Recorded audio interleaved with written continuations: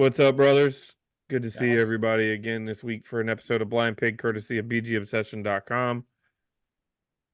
Quick rundown before we get things moving. Top left, you can catch John. He hails as Boone. Bottom left is Paul. He hails as Canadian Hog. Bottom right is Bob. You can find him as Neophyte. My name is Derek. You can catch me at Silent Threat. Please join the board. Hang around. Speak it up. I logged in earlier today. We had two members online and 45 guests. So I'd be interested to find out if 44 of those 45 were actually bots. But that's a whole nother conversation.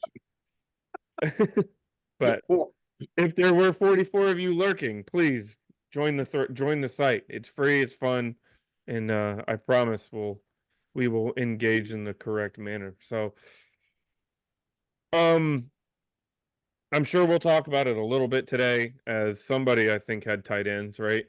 I did. Yep. Yeah. But breaking news today, this afternoon: Zach Ertz 1 year deal, up to 5 million. For everything I can see, is it's pretty well incentive laden. He is actually older than Logan Thomas. Stop stealing my thunder. Sorry, but he's actually signed now, so it's not really a free agent prospect. Yeah, well, Well, he's going to be one of the ones I talk about. well, then I'll kick it off to you, John. Go ahead and take it away. Okay. So one thing, first of all, I just have a feeling that we might be a little disappointed in free agency just because I think they've telegraphed a little bit. Even though we have all this cash, I think they're not going to be as aggressive as maybe we hope they're going to be. I just get that feeling from some of Adam Peters' comments about that the free agency is to supplement. It's not the primary way you build a roster. But anyway, I guess we'll find out pretty quickly here. To One your thing, point, John, I think they're going to be active. I just don't think they're going to be aggressive. There's yeah, going to be a lot of signings. I just don't think there's going to be a lot of signings where people are like, "Who?" and Yeah. he did what, and he's where, and what I don't think it's going to be the well, we big almost name. have to be right because we don't have, with all of the free agents that we talked about last week of our own, a lot of which are not going to be re-signed. The cuts we've made, I mean, we got to have some bodies, so we can't find them all in the draft. So I think you're right about that, but I just don't think they view it, again, at least based on what Adam Peters says, as like the primary way to build a team. But anyway, one of my philosophies looking at the tight ends was, I feel like that I wouldn't sign anyone under the age of 28, over the age of 28. And then, of course, we just signed somebody over the age of 28.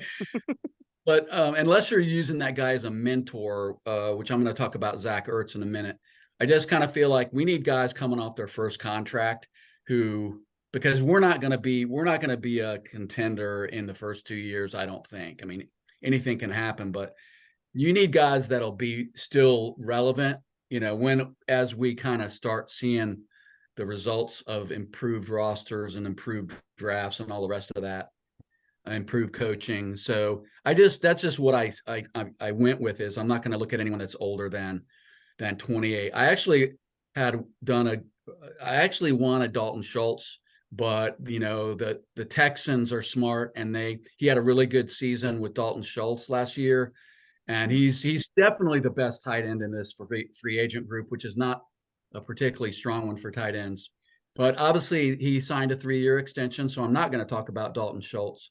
But I want to start out with talking about Zach Ertz a little bit, and I won't go into nauseating detail. But he is 33, and that's why I think maybe they're looking at him as like, I mean, he can still play. Don't get me wrong; he's a pretty solid tight end. But I think they might be signing him. I think they might be planning on drafting a tight end pretty high in this upcoming draft, like second or third round high. And they probably view him as somebody that can really help coach up and set an example for a young tight end. I'm just throwing stuff at the wall. But as far as Zach Ertz, he's huge. He's 6'5", 250. He came out, he's drafted by Philly in the second round way back in 2013. So he's got some miles on him. He played for Cliff Kingsbury in Arizona when he was head coach there. So I'm sure that has a lot to do with why they decided to sign him. And I get confused about how can we sign people? What about legal tampering and all? I get confused about signings before free agency begins. But I guess he was actually on the practice squad for the Lions at the end of last season, and so they can sign him anytime they want, is my understanding. I read today that the Chiefs, the Bills, and the Ravens were also all kind of after him. So we came out on top, and as far as that goes. Anyway, he spent 8 seasons in Philly, 3 in Arizona. His production has pretty much gone down since the 2020 season. The 2020 season was really the last season he had like real high production. But in his prime, he averaged 800 yards plus a season. Excuse me, 800 yards a game would be really good, right? 70 receptions for 800 plus yards per season. That's pretty solid for a tight end over multiple years. He's really good in the red zone. He has like 46 career touchdowns, a lot of those red zone catches. And so, I mean, that's a good signing for the short term. I'm just a little surprised that they would sign him for just a 1-year deal, but they may be looking at that tight end room going, we don't have much of nothing there.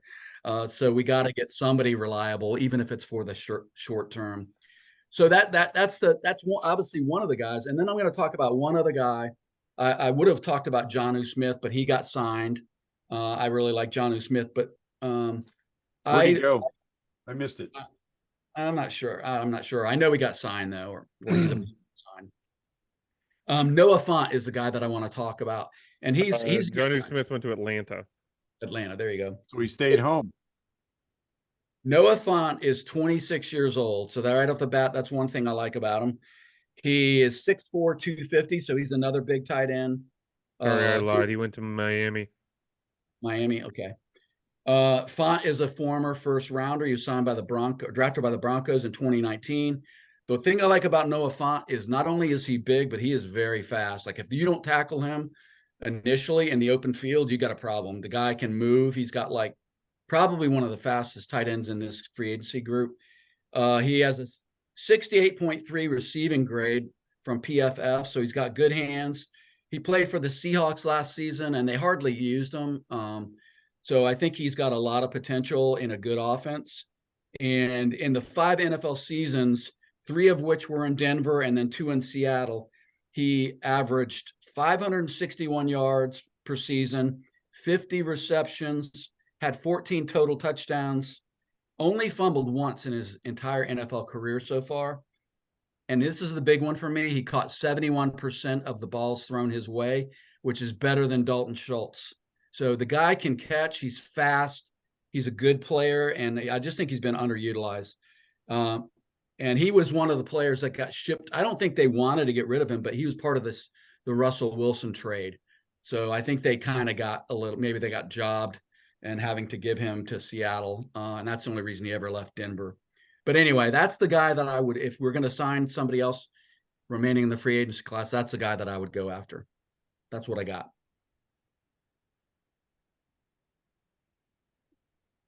No argument here. I am interested. I like Fant. I've liked him when he came out of college, but he never really lived up to the hope. That guy was supposed to be like the specimen, right? He was like looked at like that's the guy that's going to reset the tight end position because he's just cut from granite and a perfect prototype. So sorry, what were you saying, Bob? I said the new Gronkowski. Yeah. But he's definitely super athletic and super fast. And anytime you got a big tight end that can catch and is super fast and athletic, they're going to get hyped up quite a bit. So, yeah, I guess I'm sure it's probably fair to say he hasn't lived up to his billing, but I think he's got, of all the guys out there, I think he's got the most potential with good coaching and a good quarterback. What would he cost? Cost? Sorry, yeah. Any idea what he'd cost? I have like 6 million in my head, but I don't know if that's right or not. I don't know why I have that number in my head. So I tripped over something fun today while I was looking at my position group. Spot Track actually has a tab for the free agents. market value or projected what they and it's based off it's designed a lot like the real estate business, based off comps. Mm-hmm. Guys with similar performance numbers and what their contracts look like, and then escalated slightly depending upon when the comp contract they're comparing against was signed. It was fascinating, and it gave me some numbers for the linebacker group that I was looking at, which I thought was really cool. So that's why I asked, because I tripped Cool. over that. No, I and mean, I'm it like, matters, right? It matters. yeah, It doesn't matter as much this year because we have a ton of cash, but it does matter. Well, theoretically, we just signed Ertz, and then if you can get Noah Fant for sub 10 million, I mean, you're still paying them. You're paying Ertz and Fant, 30 to 40% more than what you would have been paying Logan Thomas by himself. It would be a hell of an upgrade, I think, from what we currently have. Mm-hmm. And I apologize. The guy that got hurt, I like him. I think he's Armani Rogers. Yeah, Rogers. I thought Rogers looked really solid last season before he got hurt. So I'm not down. That's really the only guy. I'm not a big believer in Turner. And anyway, Spates. all right. So I just pulled up Spot Track. They've got Fant's calculated market value, 2 years, $12 million. It's Okay. $6 So an million. average salary of 6.2. I would take that. yeah, I would take it. Yeah, absolutely. So then I guess the follow up, and you kind of did allude to it, John, is that your inclination is that we could still be active in the tight. Like, obviously, Ertz is not the end of it, but do you think we lean more towards a guy like Fant, or are you more confident in a second round pick? Well, I don't know. I think the shelf's pretty bare at tight end. So Mm-hmm. depending on what they think, if they view it that way, I think we could easily pick up a younger tight end in free agency and still draft one. Right. Because again, you got to remember, and we might not want to call it air raid, but Kingsbury, you need four receivers almost on every play that they're going to run. And right now, I don't know who those four guys are. We're obviously we're set at wide receiver, but tight end, I don't know who that would be. I guess Cole Turner, maybe if he can start showing some consistency, but I don't know. We'll see. It's not the strongest tight end group, so I guess they were smart to try to grab somebody early because there'll be a lot of competition for the guys like Font. And who's the other one? Gerald, help me out, guys. Anyway, the other guys that I highlighted were Mike Gesicki, Irv Smith, Kenny Yeboah, Adam Troutman, but there's a couple of Everett. Gerald Everett, yeah, was the guy I was thinking of. I think he and Font will be the guys that get the most attention. Mm-hmm. Anyway, let's move on, man. Well, we can move a little bit inside. Paul, I think you had O-line, right?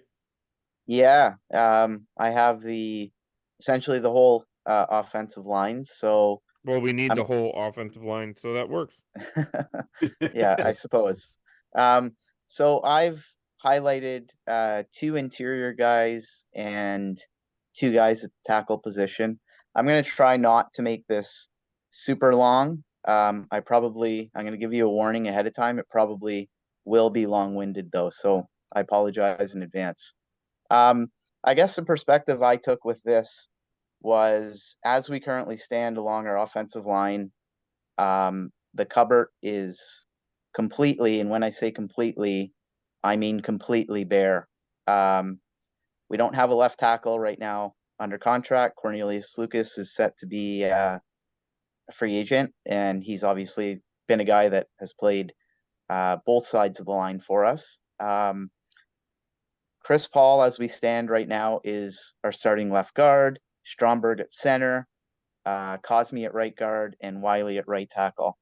In addition to that, when you look at the experience amongst this group, we currently don't have an offensive lineman under contract that has more than 6 years of experience. We have a really, really young group in terms of the guys that are under contract. So all in all, we need a major infusion of talent, but I personally think we need an infusion of experience as well. especially when you take into consideration the fact that we are likely drafting a rookie quarterback, and we need to set that guy up for success. We saw what a detriment going into the season, ill prepared at the offensive line position. We saw what that did to Howell as the season wore on. So I guess I'm heading into the offseason with the mindset that we need major replacements and major upgrades at 4 of the 5 offensive line positions. I think that goes without saying. Everybody knows that. Am I throwing insane amounts of money at the offensive line? No, I'm not. But I am not being shy about spending a reasonable amount of money in free agency.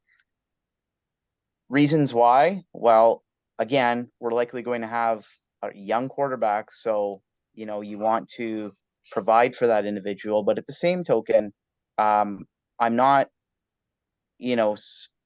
spending like crazy at the offensive line position, because our draft class this year at the offensive line is considered to be top notch. In watching the combine over the weekend, there were a lot of guys that were quoted as saying, or they were mentioning at least, that there were some, guys within league circles that were saying that this is one of the best talent pools at the offensive line position that they've seen in a long time. So we need to tap into that. I'll get to it real quick. I'll start with our interior linemen and guys that I think would be reasonable targets for us. Number one would be at the center position. I have Tyler Biadasz from the Cowboys, who we're probably fairly familiar with. He's a 26-year-old player. He's got some room to grow as a center, but at the same time, he has a body of work that makes you feel fairly comfortable that you're getting a legitimate upgrade. Everybody talks about the importance of left tackle. In my opinion, I think center is just as important in terms of offensive linemen. So, I mean, are you getting a top tier center in Biadasz? No, you're not, but you're getting probably a top 15 talent at that position. And I feel like center is one of those positions where you can't afford to get less than top 15 production. He's got really good experience in the NFC East. He's obviously gone up against interior linemen there for quite some time. He's a quality, consistent option. Not a star, but proven and reliable. His second, third, and fourth seasons, he started all but 2 games. He's got 53 total starts in 4 years. So again, room to grow. Maybe not quite yet in his prime, but he has logged a significant amount of experience as well that makes you feel comfortable to put him along the line for a rookie quarterback. He's got that Dan Quinn familiarity, and he's got a Pro Bowl appearance in 2022. So again, proven, but I'm going to use that word youthful experience as well. I think we need a blend of that. Another interior lineman that I just want to throw it in there. Stromberg is essentially a rookie this season. Yeah. So he needs somebody that knows what the hell he's doing, because we don't have a vet now, right? I mean, so that makes a lot of sense. Absolutely. And I guess that's the point I'm trying to get at. It's a risk that we can't afford to take, to be reckless and just assume that a guy like Stromberg is going to take over the position. We saw a year ago what adding replacement level players essentially along the offensive line can do. I mean, adding guys like Gates and Wiley, Rivera was fooling himself into believing that those can be legitimate players. So we have to avoid that. Another guy that I targeted for the interior offensive line is Damian Lewis from Seattle.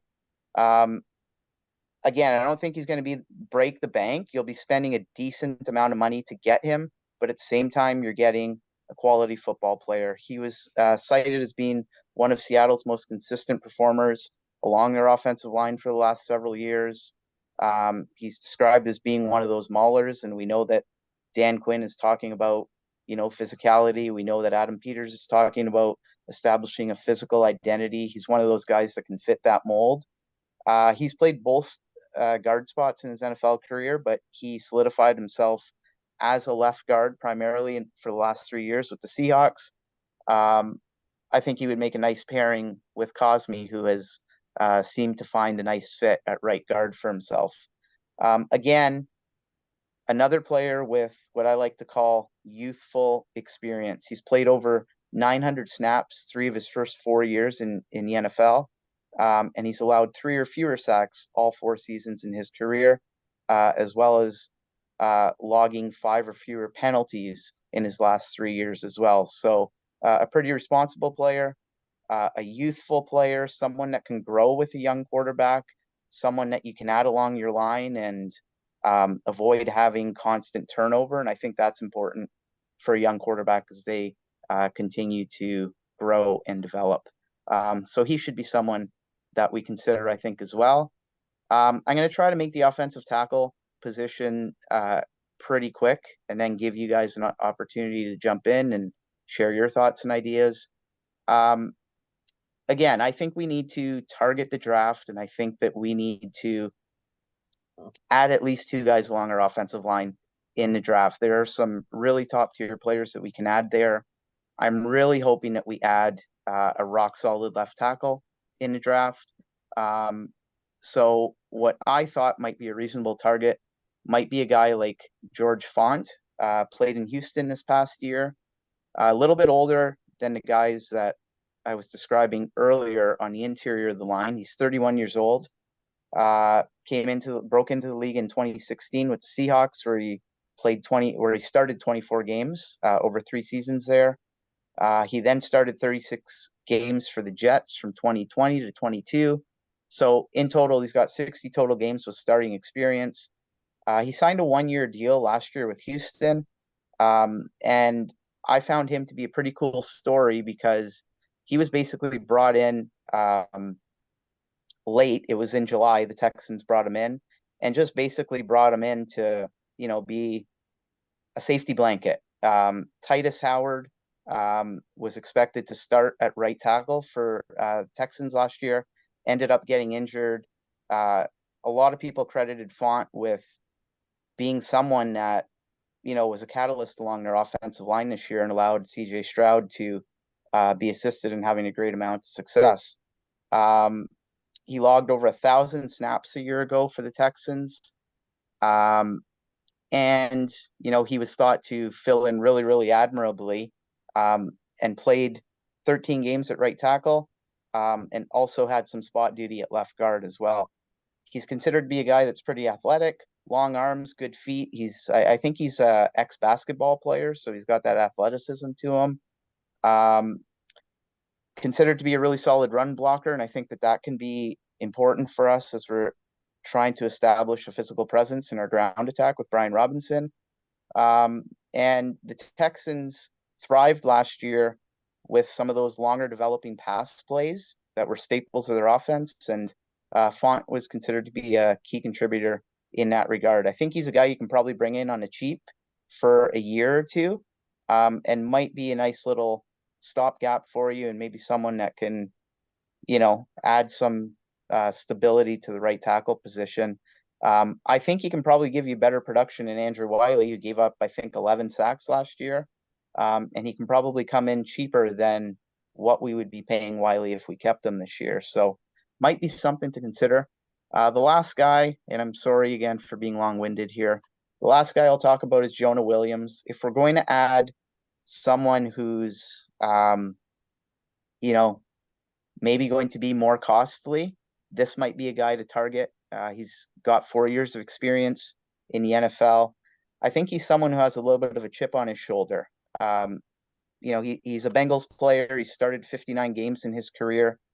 He was highly touted coming out of Alabama, but we all remember that the Bengals replaced him with Orlando Brown and asked him to play right tackle. He originally asked for a trade after Brown was brought in, but he sucked it up, played right tackle for a year.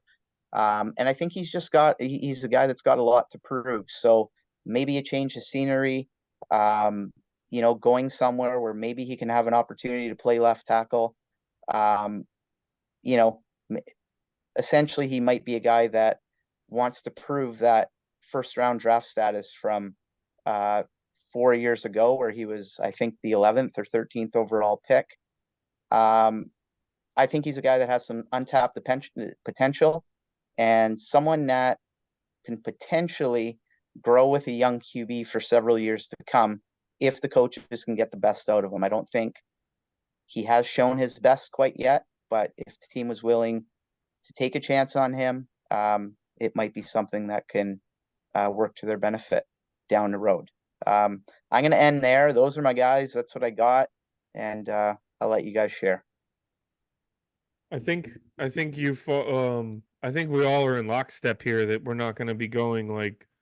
You didn't mention Mekhi Becton. He didn't get signed, did he? No, Yeah, not that so I know of. you didn't mention going after the big splashy name or anything. And I think we're all, isn't it kind of relieving to have this conversation and not be like we have to overpay or throw as much money as anybody we can possibly get to try to fill the holes that we need. Sorry, not to go in a different direction, but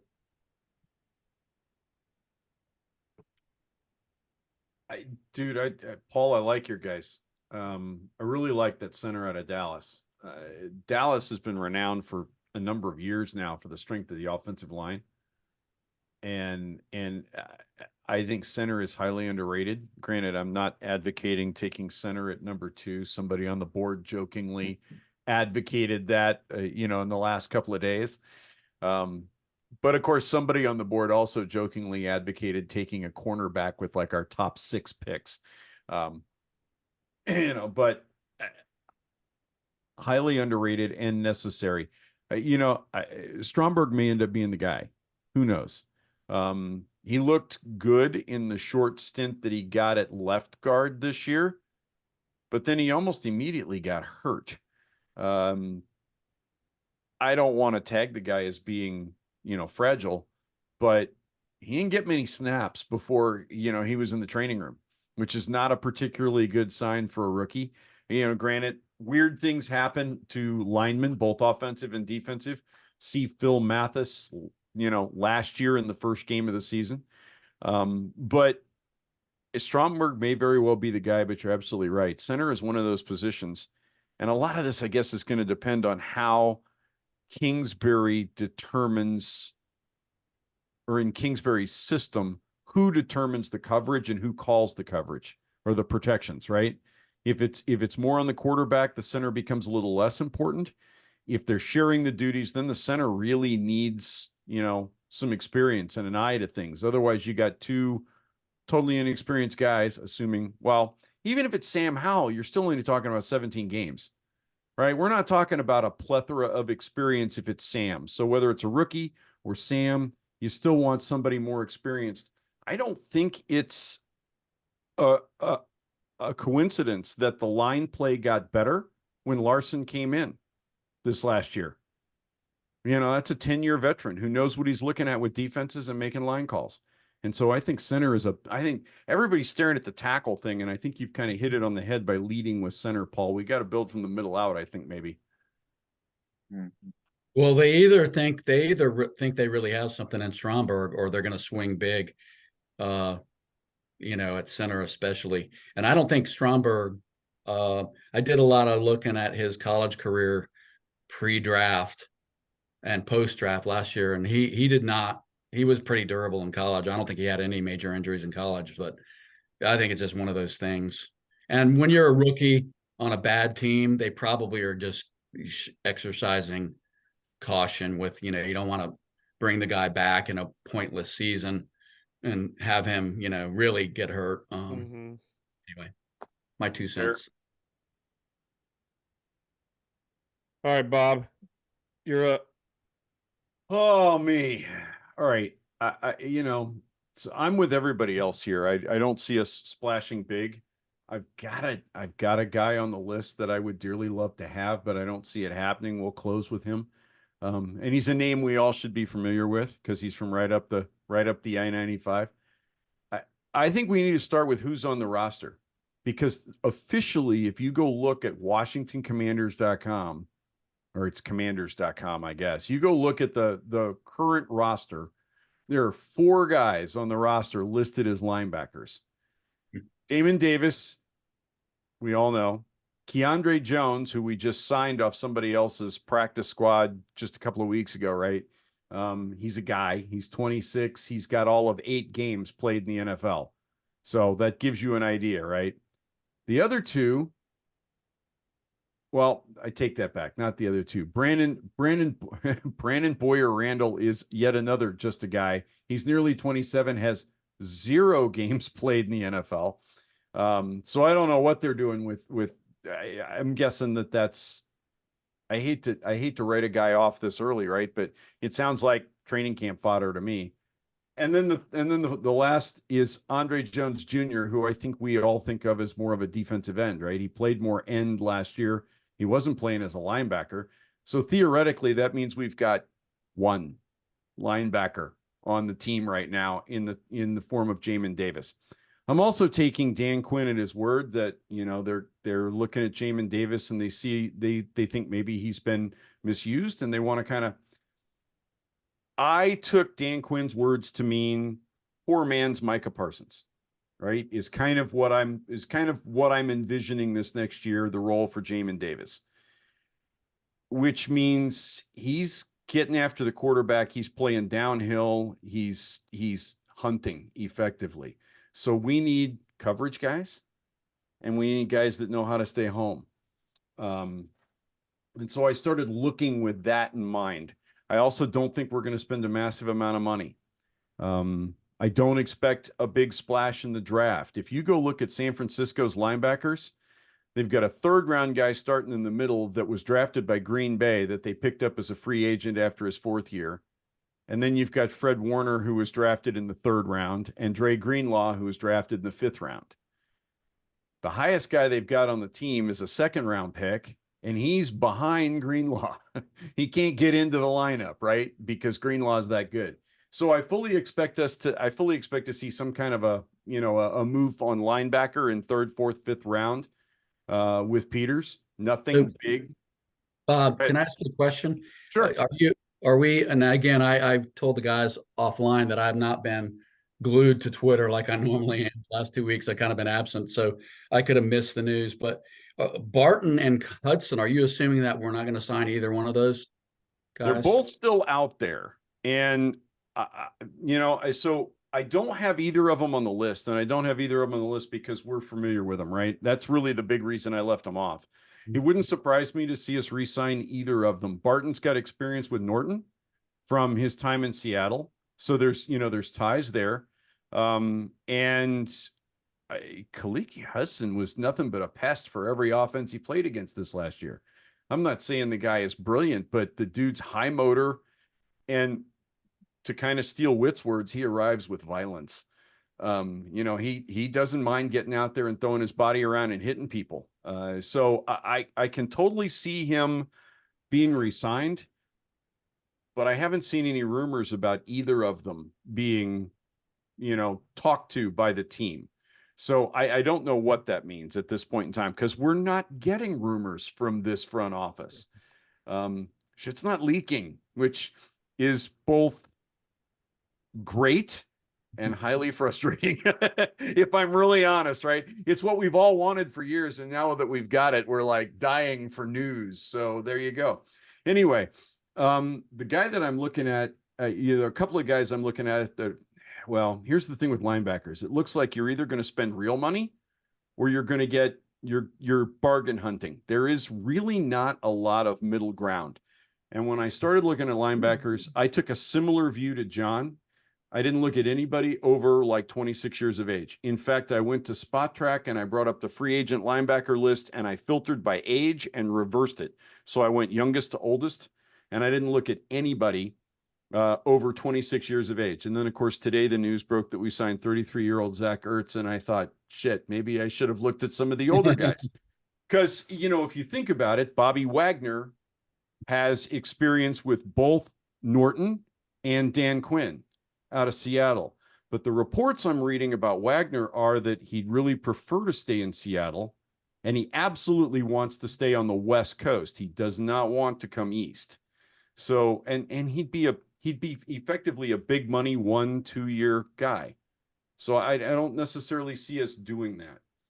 So the guys I settled in on The first guy I really like, Tyrell Dodson. He's a 4-year guy with Buffalo. He was an undrafted free agent. Um, the dude stepped in when oh crap, who's their all pro middle linebacker? Milano. Yeah, when Milano went down, Dodson got his spot in the starting lineup. Before that, he'd been pretty much a spot guy.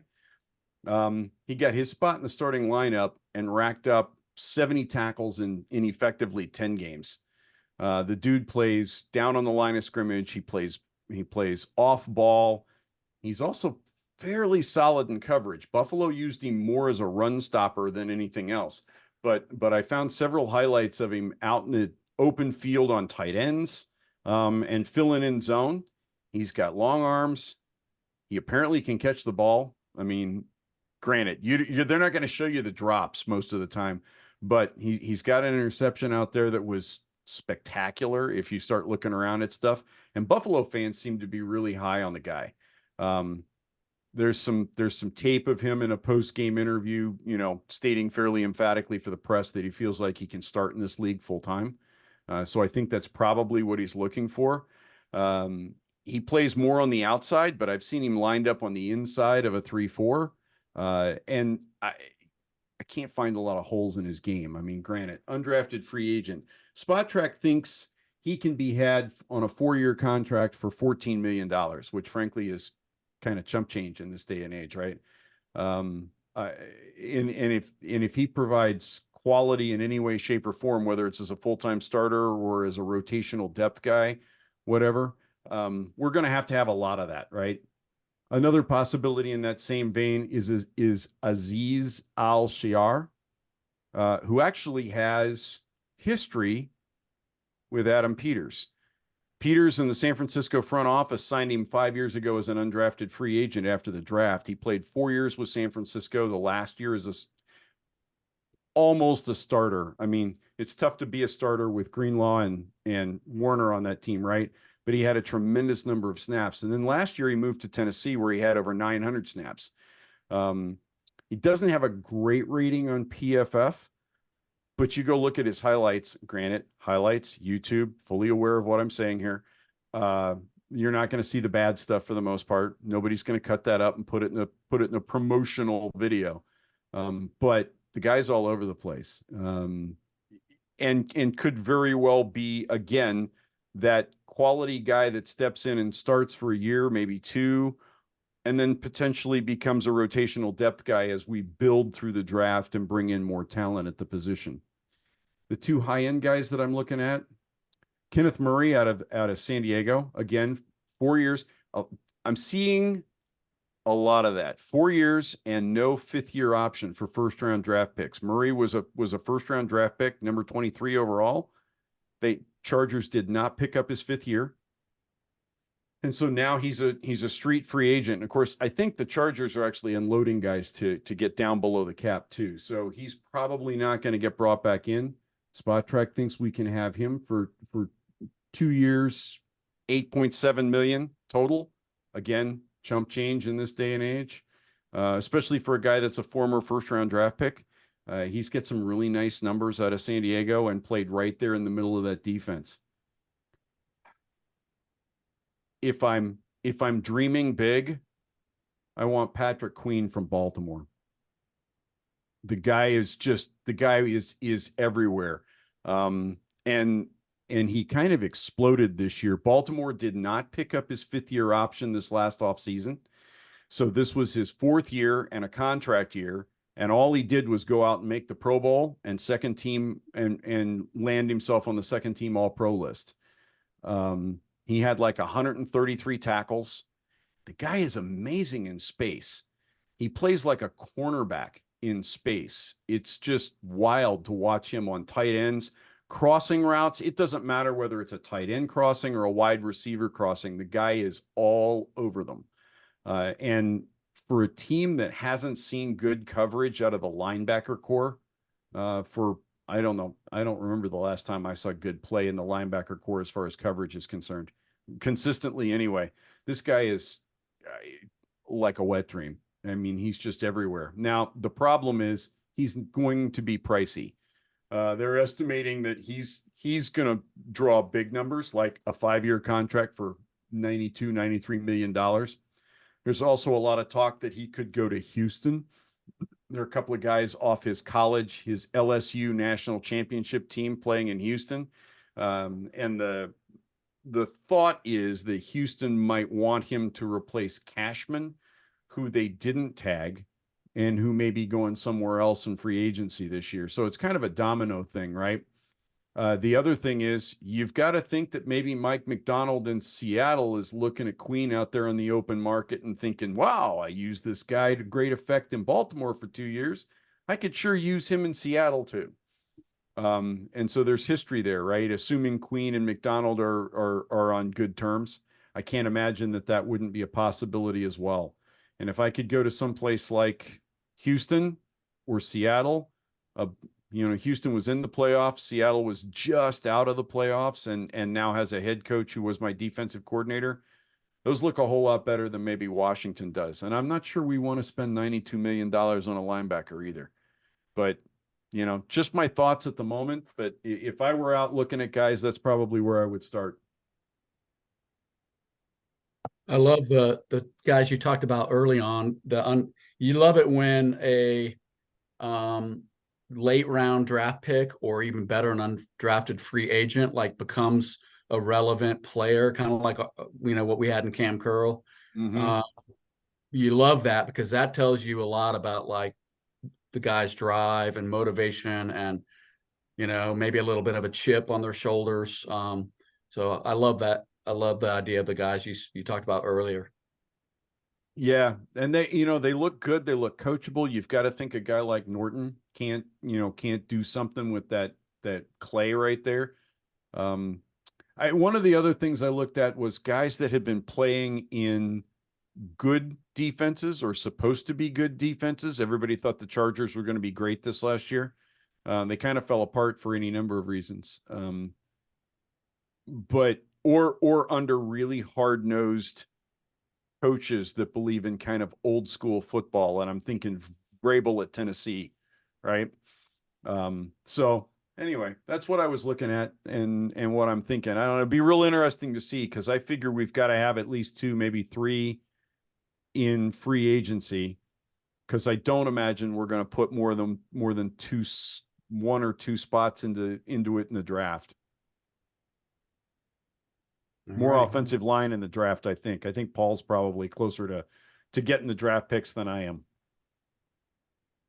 Good. I like what you had to say, Bob. And I think the thing that is encouraging to me and promising to me is the fact that both Peters and Dan Quinn are coming from systems and coming from teams where linebacker play was supremely important, and they got really, really good production from the linebacker position in both instances. I definitely don't think we're going to be left scratching our heads this coming off season, whether it be free agency or the draft, and saying to ourselves, why the hell didn't this team address the linebacker position? Like what happened with Rivera. I think those days are over. Agreed. And since I was talking about linebackers tonight, I got a shout out to Mark, man. Miss you, buddy. Wish you were here to talk linebackers with us, because I know this is near and dear to your heart, man. Well, then I'll jump into the edge rushers. I'll move to the outside. I kind of took the same path you guys did, except there's not really. Well, that's not true. I don't know if you guys can see this, but the first 2 names I had listed were Josh Allen and Brian Burns, and they just got nuked like 2 days ago. So now there's big X marks through my notes on those 2 guys. But those were. I was just going to talk about them because they were just the top of the market guys. I wasn't really expecting us to make a play for either one of them, not real money. So the more realistic signings, similar to what you guys have said, I don't think it's going to be anything massive.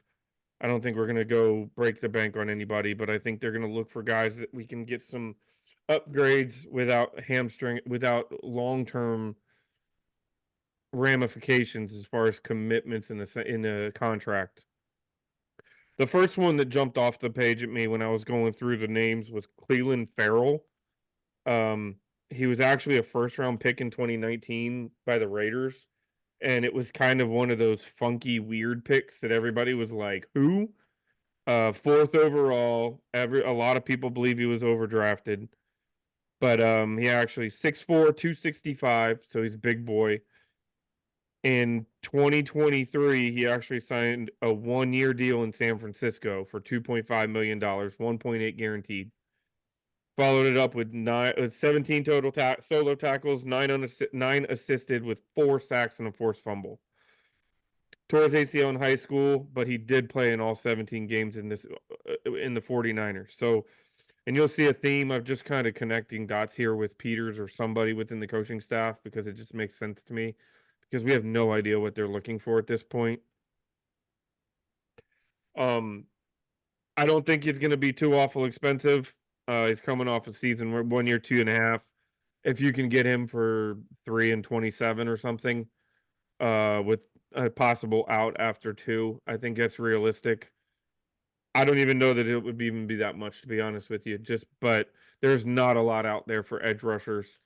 When you look at the top names in the edge rushing list, and you've got guys like Leonard Williams and Daniil Hunter and Emmanuel Ugba, Carl Lawson, Randy Gregory. I mean, nobody's really jumping off the page. Hell, Chase Young might be the biggest name that's out there right now. Calais Campbell at 37.5 is on the board, So not a ton there for me that I think anybody's really going to want to invest a ton of money in. Adversely, there's probably 4 or 5 guys that could be first round edge picks in the draft, which again is going to further dilute the market. Another name that I've circled was Yannick Ngakoue, a guy that I wanted us to take a look at last offseason. Because I knew Sweat and Young were coming to the end of their contracts. Ngakoue is going to be, he's now going to be 28 at the end of March. Oh, and to tie a bow on it, Cleveland Farrell will be 27 when the season starts. Ngakoue was a 3rd-round pick in 2016 for Jacksonville. He's 6'2", a little shorter, 246. 7 seasons in the NFL, he has 69 career sacks. So he's averaging almost 10 a season. He had 12 sacks in 2017, where he was a Pro Bowler with the Jaguars. 10 sacks in 21 with Vegas. And then he's had 5 more seasons of 8 or more, including 2 at 9.5. So he is consistently in that area around double-digit sacks. He only played in 13 games in 23 in Chicago, and he was on a 1-year deal for $10.5 million. Again, that comes in about where I figured it might be with someone like Farrell. Another 2 or 3 year deal, averaging around 10 million. Honestly, if you're signing a starting edge player, I think it's going to be really hard to come in under that number. The last name that I'll really talk about is kind of the most intriguing one, and the most upside is Bryce Huff out of the Jets. He was very nondescript for the first 3 seasons, and then in his 4th season this past year, he had a breakout season with 10 sacks, 33 quarterback pressures, and 21 quarterback hits. 6'3", 255. He's going to turn 26 in April. He had a 7th-round grade entering, and he actually went as an undrafted free agent to the Jets in 2020. Another guy who I don't think is going to be super expensive, but this one actually has quite a bit of upside, because there's a lot of the unknown, because he hasn't done it consistently. So it's kind of one of those guys that you're bringing him in based on 23 tape. You're not looking before that. Bleacher Report has him projected at a 4-year deal worth $65 million, which put him at about a little over 16 mil per year, average annual value. It just shows you how, like we talked about, other than quarterback, that might be like one of the most impactful positions out there, right? I mean, if you're a running back or a linebacker, you're pissed. Yep. Because You're struggling that's just to make a crazy. team. That's crazy for a guy with one season of excelling who was an undrafted free agent. That's crazy. But I mean, that's I'm the not market, gonna get it. unfortunately. Yep. Yeah. Couple honorable mention names. Under the back to your point real quick, Bob, about if you go and look at commanders.com at the edge rushers we actually have under contract. AJ Henry and um, Hill. Basically, KJ Henry, Shaka Tony, and Abdullah Anderson. And then you've got three guys, Jalen Harris, Josh Pryor, and Benning Patoa.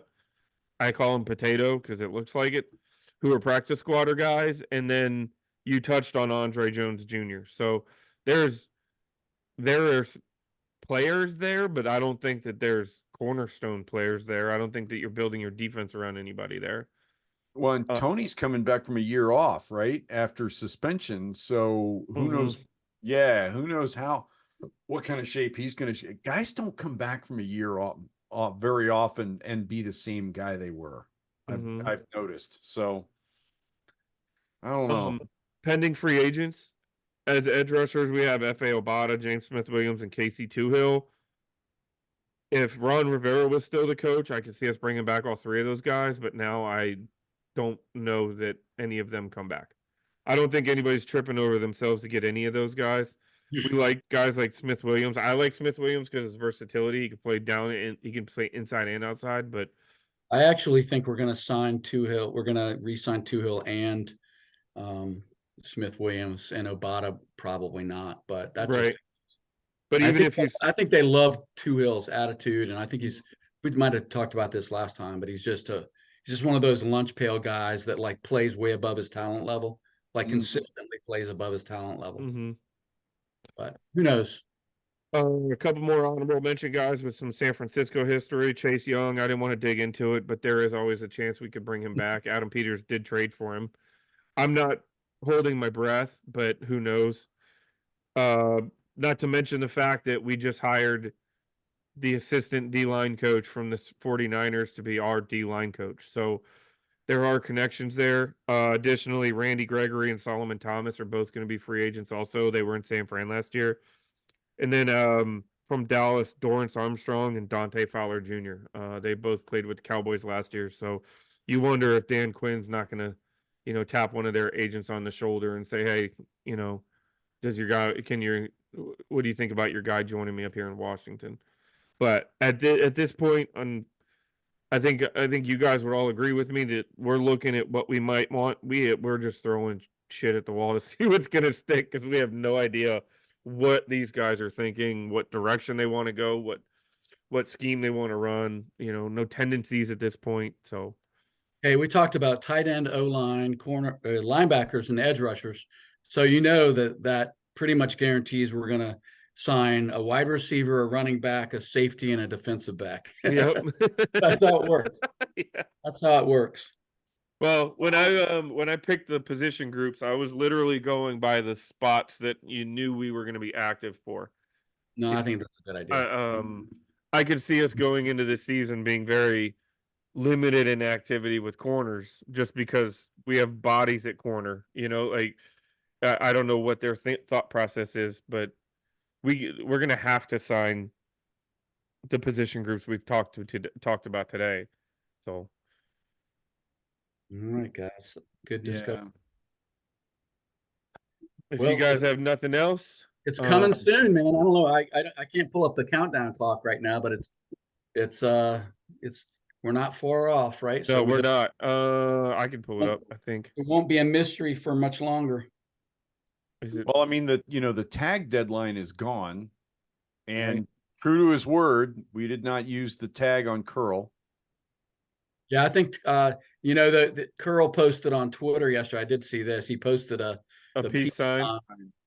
So a lot of speculation that's his way of saying I'm probably out of here, but who knows?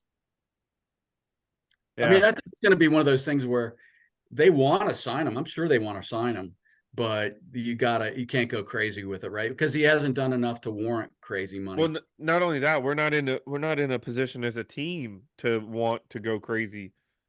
Signing him signing him to a 4-year deal at 16 or 17 million per year, he's going to be entering the renegotiation status before we're even relevant at that point. So at that point, what are you spending the money for? And the whole thing, Dan Quinn has said this repeatedly about and as well as Joe Witt, wanting a defense that creates turnovers. And he's a good player, a very good player, but he is not that guy. He's not that I'm going to change the game with a turnover. He hasn't shown that anyway. No, because I was listening to the radio. They mentioned he has not had a turnover causing play since his rookie season in 2020. And he's where been he out had 3 there interceptions a and a lot. forced fumble. Yep. Yeah, my only concern, and granted, this was under a completely different coaching staff, is that the defense played very differently with and without Curl. I mean, we all watched it happen. Curl's out for 2 or 3 weeks, the defense plays lousy. Curl comes back in, suddenly the defense is playing better. And that's the only real major change. And I can't explain it, right? I'm not a football coach. I can't explain it. But it was palpable. You could feel it. There was a different sense. And as fans, I think we all sense that maybe there's an opportunity to get a stop here suddenly when Curl's in the lineup, where before that we were all sitting there going, this is inevitable. A touchdown is inevitable. And I don't know, but different coaching Like staff, Brissett coming in, right, for Sam Howell. I mean, it's the same kind of a thing. Like, it's not that anyone thinks Jacoby Brissett is a better quarterback necessarily than Sam Howell, but you can't discount the fact that he came in there and all of a sudden we're moving the ball all the way down the field and scoring. I mean, it's a thing, right? Well, it also, I believe it was reported that Curl had the green dot on his helmet. So that brings into a bigger question: was it literally just a simple fact that our linebacker who was calling the defense was not effectively calling the defense, and Curl was, So, the teams actually have to declare who gets a green dot and give it an order and stuff. Because like on defense, the guy that gets a green dot pretty much has to play every down. And this last year going into the season, our declared green dot guy on defense was Davis. I was looking. The guy that doesn't understand the 45-mile-per-hour speed limit sign is calling the defensive formations. Right? I love it. It just seems like it's a bad idea. I don't know. Call me crazy. Yeah. Now, I mean, I don't know whether they switch that back and forth by game, but several sites, fantasy sites track that. Because if your fantasy league allows you to specify a specific defensive player, the green dot guy is by and large going to always get more snaps than anybody else in your defense, thereby providing more opportunity to make a play. So the fantasies, that's where I ended up getting all this information from, because the fantasy sites track this stuff religiously. Mm-hmm. Davis was listed as our green dot guy in August on every fantasy site I checked. I don't know whether he wore it all season long, but that's where it was in August. Well, good job, guys. We'll see what happens shortly here. Yeah, next week I'm sure we will have to struggle to find something to talk about.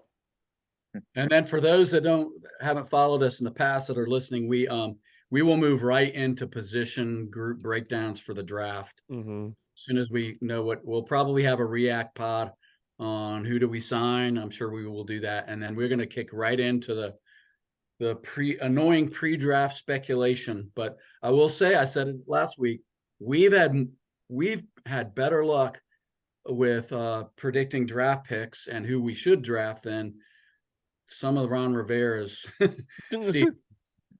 We'd have been a lot better off if we followed, We've all had hits, including Bob drafting Brock Purdy in the 6th round the year he was that's funny. I'd totally forgotten I did that. But I fully expect our success versus the front office to come to an end this year. Yeah, absolutely. For God's sake, yep. I expect Adam Peters to do a better job this year than BGO does, even though we've got a pretty solid win streak against the team for 4 years now. Yeah, right. It's not exactly a badge of honor, in other words. And The bar was low. speaking of which, I got to give a big shout out to Paul with the contest that's up on the board right now. The on the clock contest, right? Oh Yeah. yeah. We posted. I feel like I posted it a bit early, but that was to hopefully get a bit more participation so that people had a bit more time to, learn about the prospects, inform themselves about the prospects, and maybe give it a go type thing. But yeah, it's I love it. Derek, I love your spreadsheet to help us tabulate the points, because otherwise it's a mind-blowing mathematical experience. But yeah, should be a lot of fun. Mm-hmm. And so if you're sitting out there and you fancy yourself a draft guru and you're not yet a member of BGO, come by, join the board, and throw your hat in the ring for the on the clock contest, because it's a lot of fun. All right, guys. All right, fellas. We'll see Till you next same time. bat channel, same bat time next week.